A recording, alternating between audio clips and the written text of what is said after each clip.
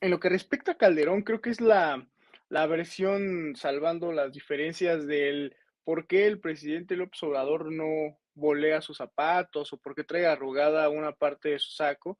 Es esta frivolidad que tiene acceso a los medios y que tiene una plataforma para lanzar estos mensajes, francamente, sin ningún sustento. Entonces yo lo dejaría así, a la altura de un monero que siempre se ha caracterizado por sus malos monos y por sus peores comentarios. Por el otro lado, lo de Loret me parece un poco más preocupante porque quiere pintar una persona que no es. Realmente sabemos de Claudia Sheinbaum, con su compromiso con el medio ambiente, quienes la estudiaron bien, que él es una de esas personas que lo estudió muy bien, que le dio ¿cómo se dice?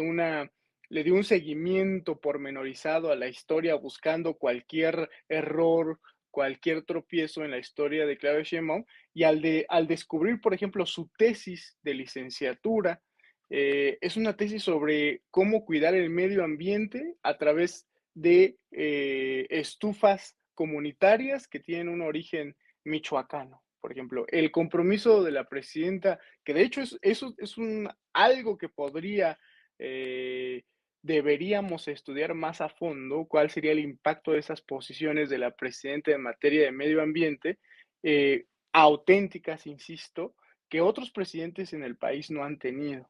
Y así podríamos seguir el historial, la vida académica de la hoy presidenta Claudia Sheinbaum en Stanford, California, donde a través, lo recordarás, Toño, quisieron difamar este supuesto detector de tesis falsas, Sheridan, asegurando que con una fórmula universal, la presidenta había plagiado con una fórmula, insisto, una fórmula de física, había plagiado a otro científico. Y esta tesis a la que supuestamente se refería Sheridan como plagiada era sobre cambio climático, Toño. Y solo con estos dos casos en su vida académica, ya no hablaré de todas las marchas a las que asistió, del proyecto medioambiental cuando ella fue la secretaria de Medio Ambiente en la Ciudad de México, muy cuestionado también por muchos ambientalistas del segundo piso, el Distrito Federal, que decían que se iba a caer, que iba a tener un impacto negativo en la ciudad, bla, bla, bla. La presidenta, hoy presidenta, demostró en ese momento que estas iniciativas ayudaban a reducir los índices de emisiones contaminantes de vehículos y promovían otro tipo de movilidad. En fin, con este tercer caso, quiero redondear la idea de que Carlos Loret de Mola quiere presentarnos el perfil de una persona que no existe. Claudia Sheinbaum ha demostrado a través de su vida y de su ejercicio en el gobierno que tiene un compromiso con el medio ambiente. Ahora, aquello de autoritario ya es una campañita que ni ellos se creen, ¿no? Toño, eso de que una presidenta, no sé, que tuvo 36 millones de votos, no sé, la presidenta, la funcionaria pública más votada en la historia del país, que cuenta con el respaldo de, por un lado, el poder legislativo, sus ambas cámaras, y por el otro ya hasta el propio Poder Judicial, eh, eh, con, a, con quienes son sus opositores abiertamente, incluso un ministro, ya respaldando sus decisiones como democráticas, pues ya parece más bien una campañita que empieza a oler a podrido, que empieza a oler a falta de imaginación y que deberían de empezar a reformular porque no ha funcionado, no funcionó para, para que la gente no fuera a votar, la gente fue a votar a las urnas, fuimos a votar a las urnas, tampoco sirvió para detener al Poder Legislativo en las decisiones que se comprometieron, como la cuarta transformación con ese movimiento, y tampoco ha disociado o no ha impedido que el Poder Judicial haga su trabajo dando la luz verde a estas propuestas de la cuarta transformación. Yo les recomendaría a la oposición, digamos en este caso es Carlos Loret, pero quien sea que tenga el nombre y ponga su nombre para estas campañitas, que se invente algo mejor porque parece que no están teniendo éxito. Además, año nuevo, vida nueva, ¿no? ¿No, Toño? Ya estamos cerca de terminar el año y siguen con esta campañita. Es que ese es el problema, en la opinión de tu servidor, el problema de la oposición, que nunca pudo proponer algo, que fueron puras estupideces, ¿no? Puro Claro. golpeteo, puras implantaciones, planteamientos escasos de personajes como el pseudoperiodista Carlos Loret de Mola. Creo que ahí radica parte de esta caída, además, ¿no? De la mediocridad que los ha caracterizado durante un largo tiempo. Creo que la oposición de derecha cayó, vamos, llegó a ese fracaso absoluto debido a sus propios vicios, al propio vicio de haber implantado en sus principales puestos de poder a los más mediocres de los mediocres, simple y sencillamente porque estaban conectados, como Carlos Loret de Mola, en su momento Marco Cortés, ¿no? O sea, esa es la gran problemática de estos personajes, el haber impuesto puro mediocre. Pero quería platicar también contigo respecto a la cumbre del G20, regresando a la cumbre del G20, más allá de la campañita esta escasa de estos personajazos. Una nota que llevan ustedes ahí en Revolución 3.0, una nota en la que cuestionan la libertad de mercado. ¿Libertad de mercado? ¿Una falsedad? ¿Cuál libertad? ¿Libertad para morir de hambre? Efectivamente, ¿no? Hay que empezar a pensar, si me lo permiten, querido público consentidor, en otro tipo de estructuras socioeconómicas, estructuras que han sido analizadas por otro tipo de economistas a lo largo del tiempo y que pues podrían cambiar bajo el modelo mexicano del humanismo mexicano, ¿no? Así es como se le llama esta intención de ver más hacia el bienestar que hacia el crecimiento económico. Pero bueno, háblanos un poco más de esta nota que llevan ahí en Revolución 3.0, querido Jesús. Gracias, Toño, por la oportunidad de poder hablar pues, de este texto que escribimos a propósito de seguir con atención el trabajo de la presidenta y realmente es la representación de México en el G20. Yo creo que es el corazón del discurso de la presidenta, luego de este cuestionamiento que hace la presidenta de calificar de absurdo que no haya fondos suficientes para combatir la pobreza o el cambio climático. Yo creo que el corazón es esta argumentación que no es nueva, que déjame decirte que no es novedosa, para mí es solo la continuación de el planteamiento del humanismo mexicano del presidente López Obrador.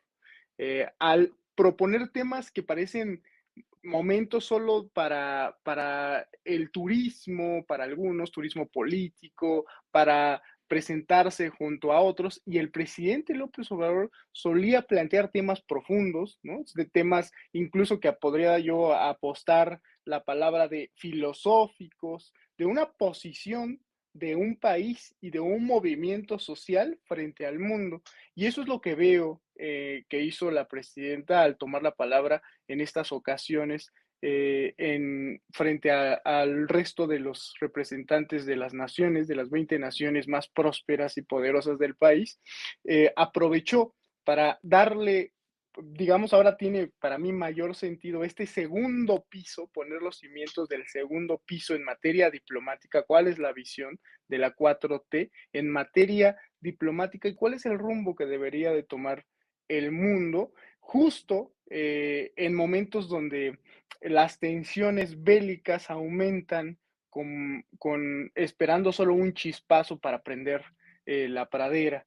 Ese es lo que alcanzo a ver y lo que alcanzamos a ver en este texto que publicamos en Revolución 3.0 sobre la posición que tomó México a través de la presidenta Claudia Sheinbaum en el G20. ¿El mercado es la solución? ¿Ha demostrado ser la solución?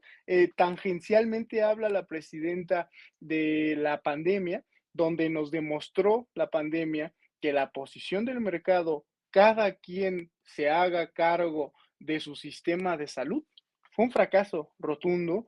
Yo me atrevo a decir que un crimen. Yo soy de los que piensa que fue un crimen esa posición en los países que le apostaron a eso, porque entre las patas llevaron quizá a muchos inocentes que no pudieron pagar un sistema de salud y que necesitaban de un sistema de salud público de calidad.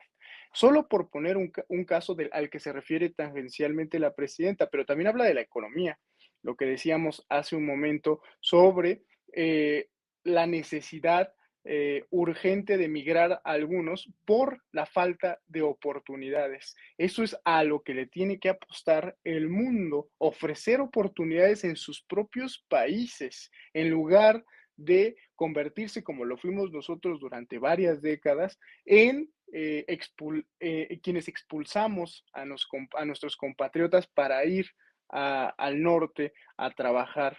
Oportunidades que parecen o lo fueron en su momento, fueron ridiculizadas o fueron despreciadas por algunos personajes, como programas como Sembrando Vida, que les parecen minúsculos, insuficientes, les parecen acartonados y que no sirven para nada, y sin embargo han demostrado, por lo menos las cifras oficiales, no es algo que inventemos, han demostrado que casi 10 millones de personas en 6 años, 2018, 2024, apostándole a este modelo, salieron de la pobreza.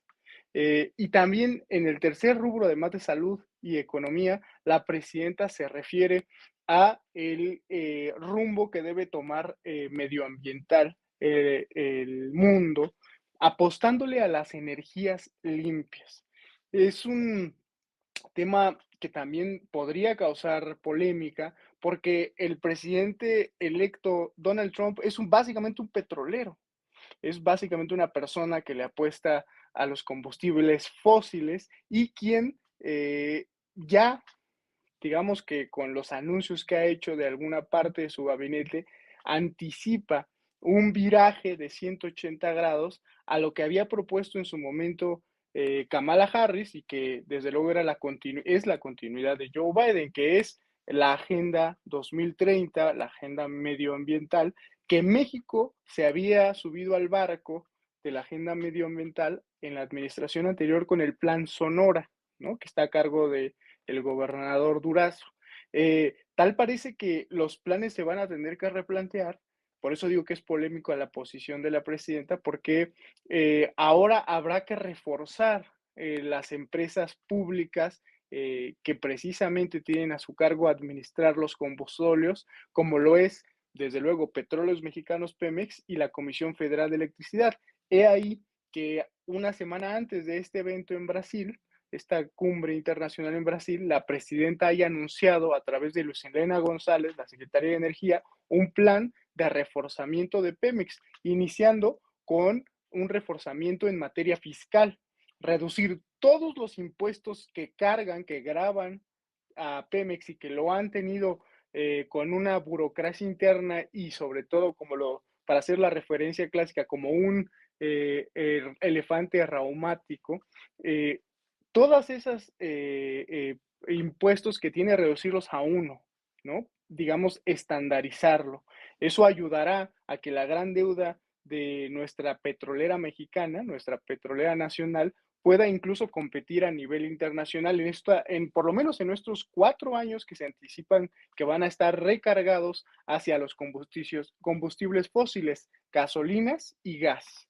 En una época en donde algunos decían que ya no era necesario tener refinerías, ya no era necesario invertir en petróleo, en exploración, y que coincido, permíteme insistir en ello, Toño, en el mismo día en el que la presidenta estaba mandando estos mensajes, una ex candidata de la oposición reconoce públicamente, después de meses de especulación, dejando que Pedro Ferriz y otros personajes ridículos aseguren lo contrario, esta candidata ese mismo día reconoce que perdió la elección y que no hay oportunidad, ni contando los votos, ni inventándose lo que sea, de cambiar el resultado de la elección. Creo que estos dos contrastes son muy importantes, que en el mismo día ocurriendo esto, te definen cuál es el rumbo de las fuerzas políticas, por lo menos en nuestro país.